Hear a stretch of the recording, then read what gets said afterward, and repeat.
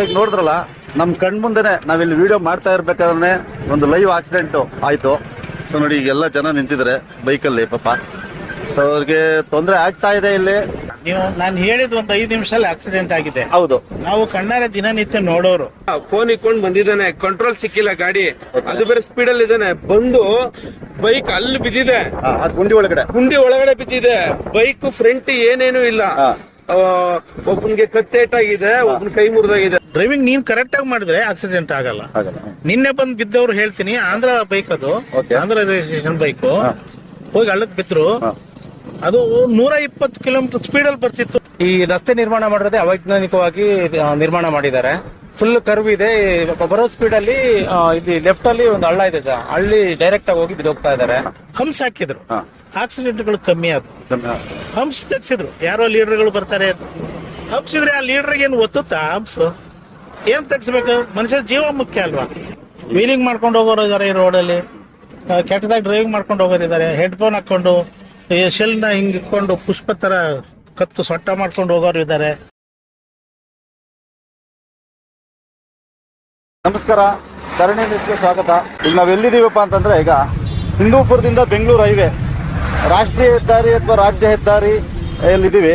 ಇಲ್ಲಿ ಪ್ರತಿ ದಿವಸ ಆಲ್ಮೋಸ್ಟ್ ಪ್ರತಿನಿತ್ಯನೂ ಆಕ್ಸಿಡೆಂಟ್ ಆಗಂತ ಜಾಗ. ಸ್ನೇಹಿತರೆ, ಈಗ ನೋಡಿದ್ರಲ್ಲ, ನಮ್ ಕಣ್ ಮುಂದೆನೆ ನಾವಿಲ್ಲಿ ವಿಡಿಯೋ ಮಾಡ್ತಾ ಇರ್ಬೇಕಾದ್ರೆ ಒಂದು ಲೈವ್ ಆಕ್ಸಿಡೆಂಟ್ ಆಯ್ತು. ಸೊ ನೋಡಿ, ಈಗೆಲ್ಲ ಜನ ನಿಂತಿದ್ರೆ ಬೈಕಲ್ಲಿ, ಪಾಪ ಅವ್ರಿಗೆ ತೊಂದರೆ ಆಗ್ತಾ ಇದೆ. ಇಲ್ಲಿ ನಿಮ್ ಕಣ್ ಮುಂದೆನೆ ಒಂದು ಆಕ್ಸಿಡೆಂಟ್ ಆಯ್ತು. ನಿಮ್ಗೆ ಏನ್ ಅನಿಸ್ತು ಇದ್ರ ಬಗ್ಗೆ? ನಾವು ಅಲ್ಲ, ನೀವ್ ಹೇಳಿದ್ರೆ ಆಗ್ಲೇನೆ.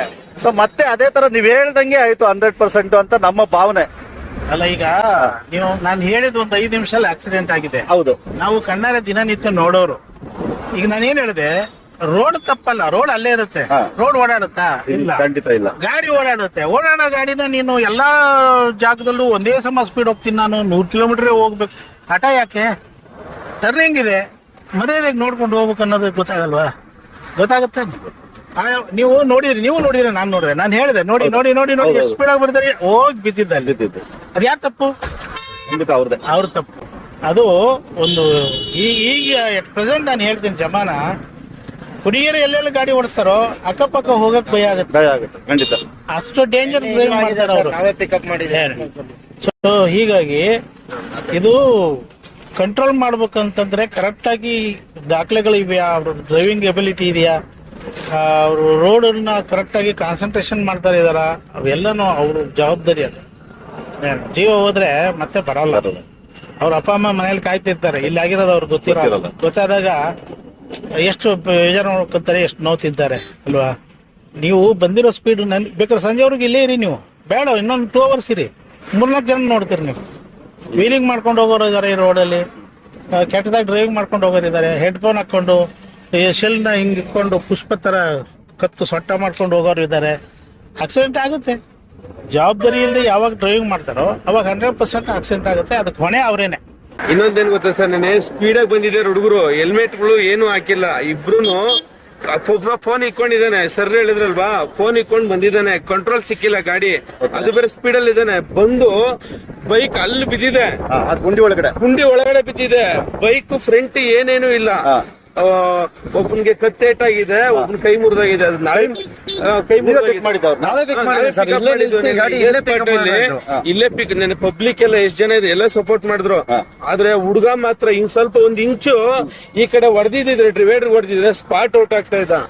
ಆದ್ರೆ ಇನ್ನೊಂದು ಟರ್ನಿಂಗ್ ಅಲ್ಲಿ ಒಂದು ಬೋಲ್ಡ್ ಇಲ್ಲ, ಒಂದು ಸ್ಪೀಡ್ ಬ್ರೇಕರ್ ಹಾಕಿಲ್ಲ. ಸ್ಪೀಡ್ ಬ್ರೇಕರ್ ಅನ್ನೋದಕ್ಕಿಂತ ಮ್ಯಾಕ್ಸಿಮಮ್ ಒಂದು ಟರ್ನಿಂಗ್ ಒಂದು ಬೋಲ್ಡ್ ಇರ್ಬೇಕು. ಪ್ರತಿ ಕಡೆ ಟರ್ನಿಂಗ್ ಅಲ್ಲಿ ಒಂದು ಸೈಡ್ ಹಾಕ್ತಾರೆ, ಟರ್ನಿಂಗ್ ಇದೆ ಅಂತ ಇದೆ ಹಾಕ್ತಾರೆ. ಬಟ್ ದಯವಿಟ್ಟು ಇಲ್ಲ. ಆದ್ರೆ ಜನಗಳಿಗೆ ಇದಿಲ್ಲ ಸರ್, ತಾಳ್ಮೆ ಇಲ್ಲ. ತಾಳ್ಮೆ ಅನ್ನೋದಕ್ಕಿಂತ ಇಲ್ಲಿ ಒಂದು ಏನಾದ್ರು ಒಂದು ಅವ್ರಿಗೆ ಜನಗಳು ಗೊತ್ತಾಗಂಗೆ ಒಂದು ಬೋಲ್ಡ್ ಇದ್ ಮಾಡ್ಕೊಡ್ಬೇಕು ಸರ್. ಸೈಡ್ ಅಲ್ಲಿ ಟರ್ನಿಂಗ್ ನೈಟ್ ಹೊತ್ತು ಸ್ಟ್ರೀಟ್ ಲೈಟ್ ಇರೋದಿಲ್ಲ. ಒಂದೇ ಒಂದು ಸ್ಟ್ರೀಟ್ ಲೈಟ್ ಇದೆಯಾ, ನೀವೇ ನೋಡ್ಕೊಳ್ಳಿ. ಒಂದೇ ಒಂದು ಸ್ಟ್ರೀಟ್ ಲೈಟ್ ಇಲ್ಲ. ಒಂದು ಲಾರಿ ಈಗ ನೀವು ಅಲ್ಲ ಸರ್, ನೀವ್ ಹೇಳಿದ್ ಸರಿನೇ, ನೀವು ಸ್ಟ್ರೀಟ್ ಲೈಟ್ ಇಲ್ಲ ಒಪ್ಕೊತೀನಿ. ಆದ್ರೆ ಇದು ಹಗಲೆಲ್ಲ ಈಗ ಆಯ್ತಲ್ಲ, ಅವ್ರ ಬೇಜವಾಬ್ದಾರಿ ಅಂತ ಕೆಲವರು ಅಂತಾರಲ್ಲ, ಅದಕ್ಕೇನಂತೀರ ನೀವು? ಸರ್, ಇದು ಓವರ್ ಸ್ಪೀಡಿಂಗು ಚಿಕ್ಕ ಹುಡುಗರು ಮೇನ್ ಆಗಿ DL ಇರಲ್ಲ, ಏನು ಇರಲ್ಲ. ತಂದೆ ತಾಯಿಯಂದ್ರಿಗೆ ಹಠ ಮಾಡಿ ಬೈಕ್ಗಳು ಕೊಡಿಸ್ಕೊಂಡ್ಬಿಡ್ತಾರೆ. ಅವ್ರಿಗೆ ಕಾಮನ್ ಸೆನ್ಸ್ ಇಲ್ಲ.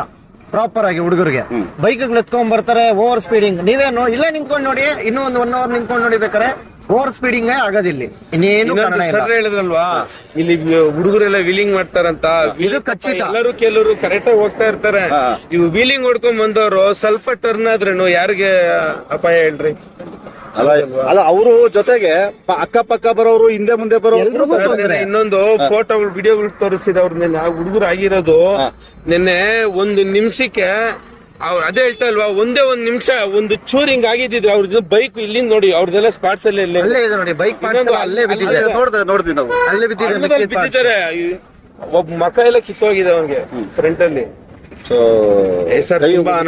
ಒಬ್ಬ ಕೈ ಮುರಿದೋಗಿದೆ, ಒಬ್ಬ ತಲೆ ಹೊಡೆತ ಹೆವಿ ಬಿದ್ದಿದೆ.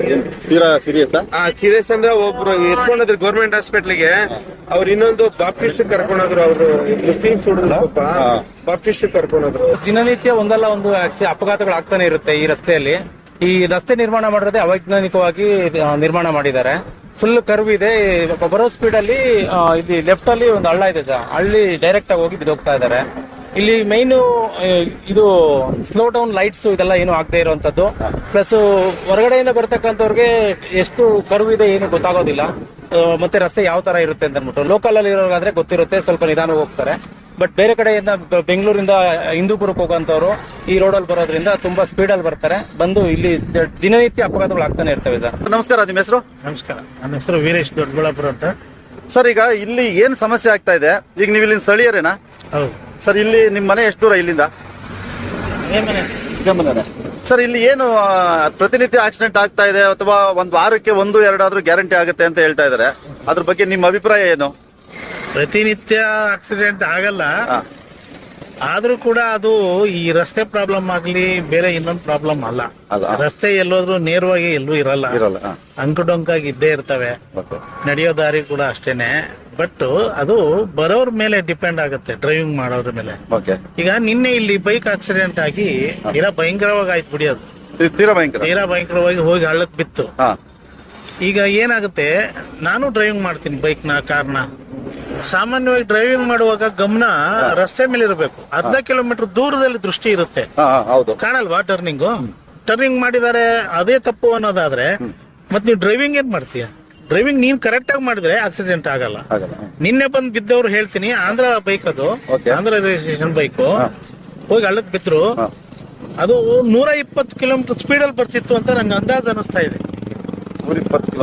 ಅವ್ರಿಗೆ ಟರ್ನ್ ಮಾಡೋಷ್ಟು ಕೂಡ ಬ್ಯಾಲೆನ್ಸ್ ಸಿಕ್ಕದೆ ಹೋಗಿ ಬಿದ್ದಿದ್ದಾರೆ ಅಂತಂದ್ರೆ ಅವ್ರು ಬಂದಿರೋ ವೇಗ ಏನು ಅಂತ ಗೊತ್ತಾಗುತ್ತೆ. ಯಾಕಂದ್ರೆ ನಾವು ಡ್ರೈವಿಂಗ್ ಮಾಡ್ತೀವಿ.